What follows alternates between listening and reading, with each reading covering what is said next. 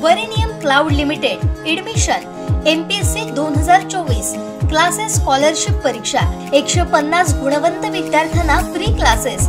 नोंदणीची अंतिम तारीख 25 डिसेंबर 2023 संध्याकाळी 6 वाजेपर्यंत। परीक्षेची तारीख 30 डिसेंबर 2023। देवगड तालुक्यातील दाभोळे गावात 3 वर्षांनी एक अनोखी परंपरा साजरी केली जाते। यामध्ये ब्रिटिश काळात सुभेदार पदावर कार्यरत असणारे श्रीदेव कृष्ण घाडी यांचे पाषाण श्री सत्पुरुष मंदिरामधून त्यांच्या मूळ घरातील देवाऱ्यामध्ये स्थापन केलं जातं।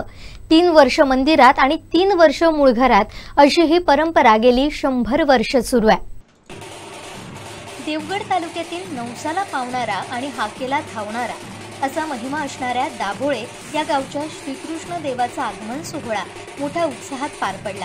ढोल ताशांच्या गजरात हा सोहळा लाखो लोकांच्या उपस्थितीत पार पडला। या सोहळ्यानिमित्त सकाळी रामेश्वर सत्पुरुष मंदिरातील श्रीकृष्ण देवाला पालखीतून मंदिरातून दाभोळे मधलीवाडी येथील गावघराकडे घेऊन जाण्यात येतं। यावेळी 12 गावांच्या देवाला पाहण्यासाठी भाविकांची गर्दी जमलेली असते। मंदिरातील श्रीकृष्ण देवाला पालखीत पाहणं सर्वांसाठीच एक दर 3 वर्षांनी ही पर्वणीच असते। ऐतिहासिक वारसा लाभलेल्या या सोहळ्यास दर 3 वर्षांनी हा श्री कृष्णदेव रामेश्वर मंदिराकडून माणघराकडे घेऊन जाण्यात येतो। तसेच 3 वर्षांनी परत रामेश्वर मंदिराकडे घेऊन जाण्यात येतो। या निमित्त येथील देवालयाला आकर्षक मंदिर सजावट करून विद्युत रोषणाई करण्यात येते।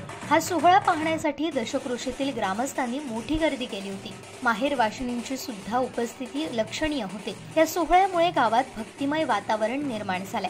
श्रीकृष्ण देवाच्या नामाच्या गजरात दाभोळे गाव दुमदुमून गेला होता।